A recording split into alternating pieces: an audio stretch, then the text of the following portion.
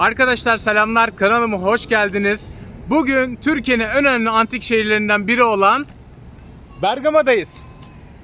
Evet, burası öyle sıradan bir ilçe değil. Bir zamanlar dünyanın en güçlü krallıklarından birinin başkentiydi. Gün boyunca sizlerle beraber Bergama'nın gizemlerini birlikte keşfedeceğiz. Hazırsanız başlayalım.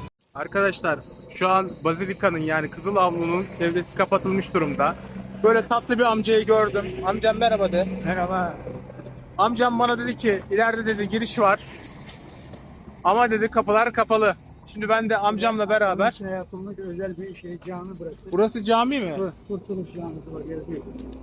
Elinde şey. Bu şu anda ders veriyor. İçeride çocuk ayakkabıları var. Şuradan Evet. kapıdan bir bakabilirsin içeri. Olur amca, ben bir bakayım. İleriden de giriş mi var? Tamam, ben buradayım. Eyvallah amca, sağ ol. Arkadaşlar burası Bazilika'nın içine yapılan 1950'lerde yapılmış Kurtuluş Camii'ymiş. Arkadaşlar Kızıl Avlu kapalı. Bizler de şu an geldik. Dışarıdan elimizden geldiğince birkaç görüntü çekeceğiz. Ama burayla alakalı kısa birkaç bilgi vermek gerekirse burası yaklaşık olarak 1900 yıllık Roma döneminde Mısır tanrıları için yapılmış ama daha sonrasında da kiliseye çevrilmiş.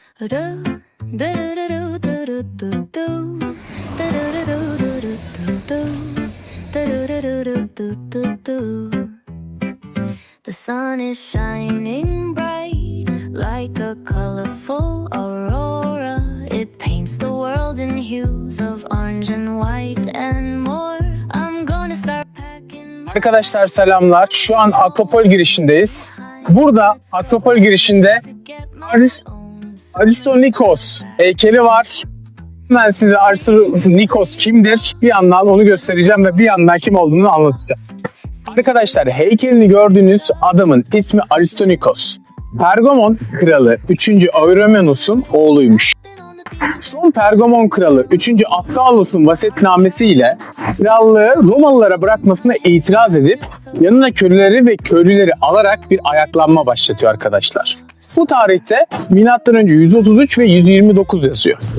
Taraftarlarına Güneşin ülkesinin halkı adını vermiş ve kuracağı yeni ülkede köleliğin olmayacağını vaat etmiş. Evet, Aristonikos'u gördük. Şimdi sırada Akropol var. Hazırsanız Akropol'e gidelim.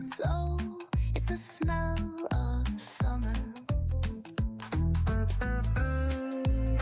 Şimdi Bergama'nın kalbine çıkıyoruz. Birazdan göreceğiniz yer antik dünyanın en önemli şehirlerinden biri. I find a hidden cove where the dolphins rove. I watch them dance in the ocean's cold. Evet arkadaşlar, güzel bir teleferik yolculuğundan çıktık.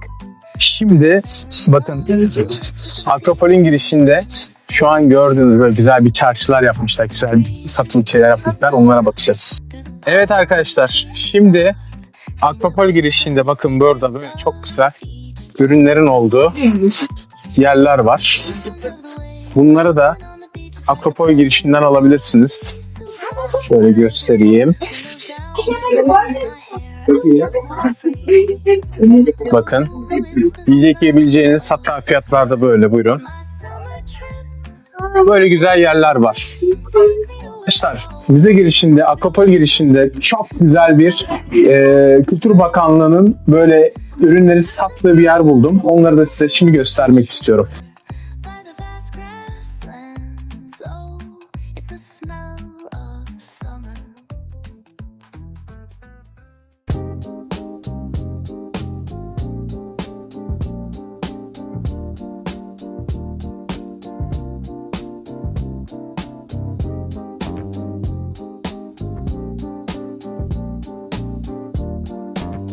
Evet arkadaşlar, şu an bulunduğumuz yer yaklaşık olarak 2300 yıllık. Burası Pergamon Krallığı'nın yönetim merkeziydi. Şimdi size sırayla buranın antik tiyatrosunu, en güzel yerlerini elimden geldiğince göstermeye çalışacağım. Bu arada lütfen videoları için gidiyorum geliyorum. Bir takip edin, bir like atın, bir abone olun, bir yorum yazın. Eşinize dostunuza atın videoyu, bir paylaşın yani. İlk video için gösterdiğiniz destekler için çok teşekkür ederim. İkinci video Çandarlı vlogum için ekstra destek gösterdiniz, yorumlar yaptınız. Beni ihya ettiniz. Onlar için de çok teşekkür ederim. Sizler için elimden geldiğince üretmeye, sadece vloglarla da kalmayacağım. Filmler, diziler, reklamlar, elimden ne geliyorsa üretmeye devam edeceğim. Şu gördüğünüz tiyatro dünyanın en dik antik tiyatrolarından bir tanesi. Bakın, şu anki gösterdiğim harita Pergamon Akropolis'in haritası. Bunu sırayla şöyle haritayı biraz geriden çekiyorum. İleride şöyle bakarsınız, dondurursunuz. Ondan sonra sırayla da şöyle arkadaşlar çekiyorum ki haritayı dondurup nerenin nere olduğunu okursunuz. Tamam. Herkes sahneye gitti. Haydi şimdi sinema. Bakın, buranın 3 boyutlu tafsiri eskiden nasıldı? Şöyle gösteriliyor.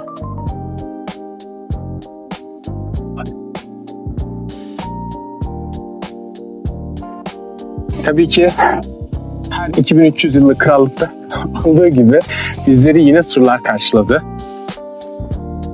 Bakın arkadaşlar, size bir şey de göstermek istiyorum. Bakın, şu manzaranın güzelliğine bakar mısınız ya? Burası taşlık ve engebeli olduğu için ve daha demin biraz yine huzumete uğrayıp gimbal'ın bozulduğu için size şöyle burayı göstermek istiyorum. Hatta size burayla alakalı bir bilgi vereyim. Parşömen kağıdı burada geliştirilmiş. Hatta İngilizce'deki adı parchment olan kelime de Pergamon isminden geliyormuş arkadaşlar.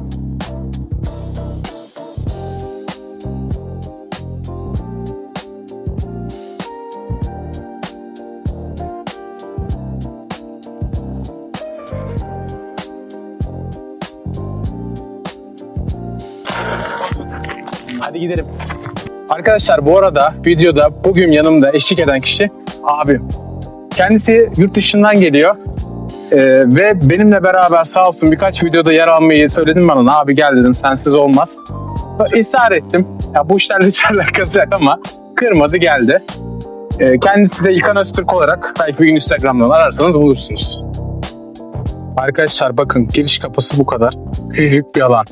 Eğer boyunuz benim gibi 1.90 değilse 1.70-1.60 ise çok güzel kapıdan girebilirsiniz. Böyle surların olduğu bir yere çıkabilirsiniz arkadaşlar. Bakın, buranın ismi Trian Kutsal Alanı'ymış. Burasıyla alakalı hemen sizlere anlatabileceğim şeyleri şöyle göstereyim bir yandan.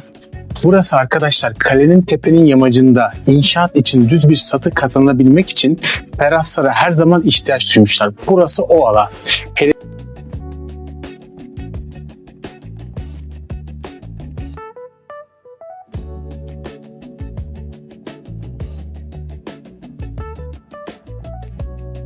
Bir yandan da devam ediyorum arkadaşlar. Hava çok sıcak.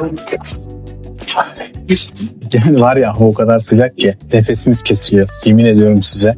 Bu kadar sıcak olamaz. Arkadaşlar şu an Anium, yani söyleyemedim tam olarak ama siz bunun nasıl söylendiğini lütfen bakın. Bakın, burası batı uç kapısı. Şu an bulunduğum nokta.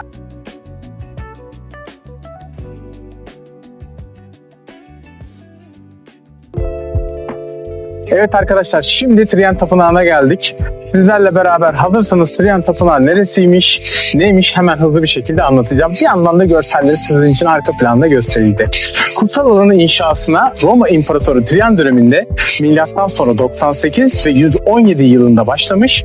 Ardından Hadrian döneminde milattan sonra 117-138 yılında genişletilmiş ve bitirilmiştir. Bu imparatorların kolosal heykellerine ait parçaların bulunduğu bu yer her iki imparatorun ve Zeus'un kültürüne hizmet etmekteydi. Hükümdara tapınım Doğu'da ve Anadolu'da Helenistik dönemden beri yaygındır. Triennium yalnızca Roma İmparatorluğu'nun gücünün bir simgesi değildi. Roma şehri ve imparatorluk ailesi ile bağları pekiştirmeye yarıyordu. Triennium yukarıda kaledeki Büyük Roma dönemi binasıymış.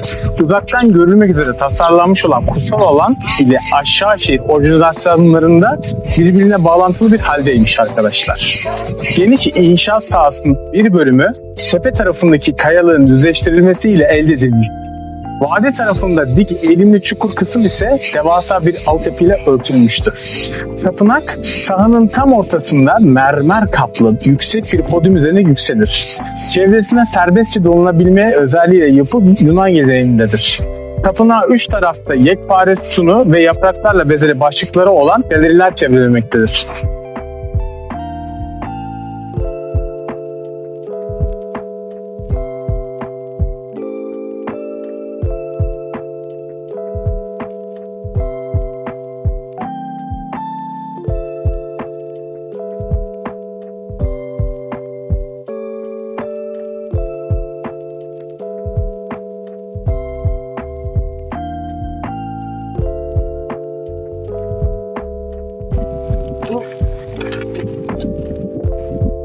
Arkadaşlar bu arada biz buraya teleferikte çıktık ya, bakın onu söylemeyi gerçekten unuttum. Teleferin ücreti kişi başı 450 lira şu an. Yani bugün 27 Temmuz 2026. Sonrasında kalkıp da ya kardeşim sen bize buraya önerdin, teleferikle geleceksin dedin ama teleferik ücreti bu neymiş derseniz, ki dersiniz de büyük ihtimalle, benimle alakası yok. Vallahi ya da ben belirlemedim. Bir de güzel bir ayakkabı giy. Taşlar bazen çok değdiriyor. Kesin kafa üstü çakılabilirsiniz. Dikkat edin. Hadi bunları anlıyorum da bak. Hadi bunu da anlıyorum. Hadi bunları da anlıyorum. Baba bu adamın ne işi var burada ya?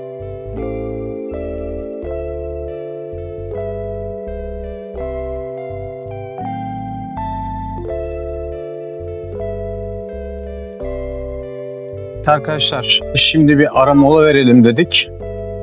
Bergama'da ChatGPT'ye sordum. Dedim ki chat dedim, ona dedim en iyi dedim yani Bergama köftesini yiyebileceğim yer neresi dedim. Şimdi oraya gidiyoruz.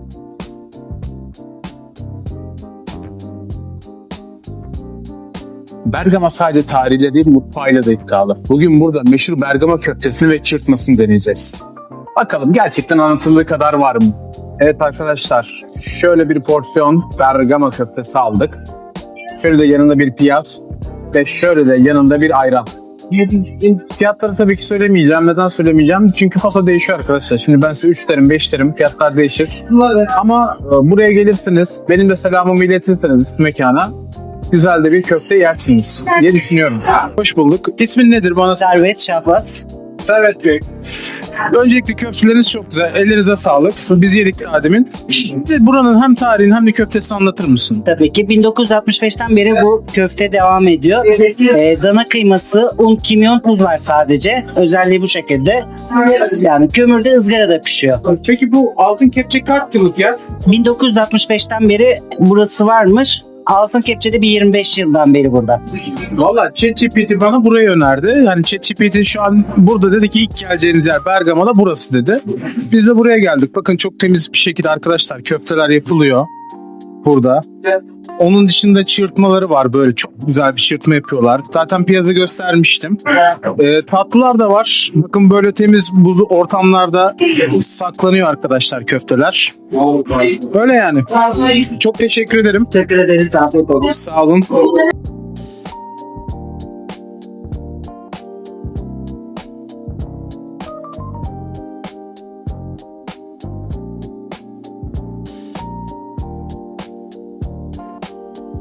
Arkadaşlar bu süreçten itibaren olan kısımda tabii ki sesin azizliğine uğradım ama önemli değil. Burada Bergama Arkeoloji Müzesi'ne geldiğimi anlatıyorum. Bir yandan da size etraftaki şeyleri gösteriyorum. Yani teknoloji sağ olsun bizi hep yarı yolda bırakıyor. Sağlık olsun. O yüzden biraz videoyu hızlandırarak devamını da anlatacağım. Daha doğrusu görsel kesitler yapacağım. Bu şekilde izlersiniz.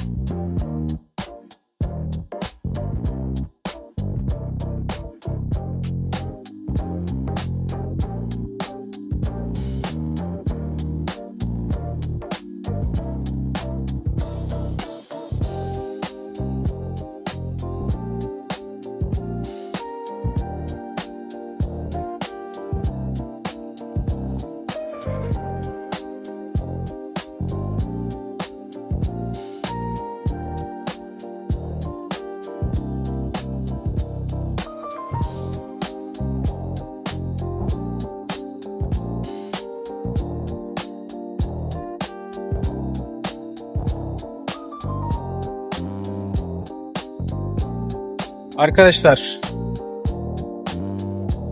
bilmiyorum şu an. İçerideki bayağı bir görüntü çektim. İçeride aldığım görüntülerin çoğunda ses olmayabilir. Ben de ona göre gerekirse seslendirme, okuduğumu, gördüğümü sizlere hızlı bir şekilde kesmeli, parçamalı bir editleme yapacağım. Bunun haricinde arkadaşlar, geldiğiniz, izlediğiniz için, takip ettiğiniz için, elinizden geldiğinizce bir şeyler yapmaya çalıştığınız için çok teşekkür ederim. Çandarlı videosuna gösterdiğiniz ilgi için çok teşekkür ederim. Beni Instagram'dan, TikTok'tan ve diğer platformlardan desteklediğiniz için gerçekten çok teşekkür ederim. Yorucu. Ya benim için hava sıcak olsa ya da serin olsa yine yorucu. Biraz kilolu bir insan olunca bazen böyle oluyor. Vereceğiz. Kiloyu da vereceğiz. Halledeceğiz. Elimden geldiğince sizlere güzel bir şeyler göstermeye çalışıyorum. Biliyorsunuz şartlar, elimizden ne geldiğince göstermeye çalışırsak çalışalım. Bazen bizi yorabiliyor. Sürçülisan ettiysem affola. Kesinlikle hata yaptım. Eksik söylediğim, yanlış söylediğim. Bir yerlerde, bir noktalarda ya bir şey yanlış yaptım da diyediğim yerler olabilir. Şimdiden herkesten özür diliyorum. Kalpler kırılmasın. Köfte gösterdim. Biliyorum bazı insanlar yer, bazıları bakar. Kıyamet bundan kopar. Hayatımın hiçbir döneminde bu tarz yemek içecek göstermedim. İnşallah olmayanın da önünde olsun. Herkesin rahat yiyebildiği dönemlerimiz olsun. Yani her daim böyledir diye umalım. Bunların haricinde de fazla da söyleyeceğim bir şey yok. Beni takip ettiğiniz için, beni izlediğiniz için, şu dakikaya kadar videoma süre ayırdığınız için çok teşekkür ederim. Kendinize iyi bakın. Hoşça kalın.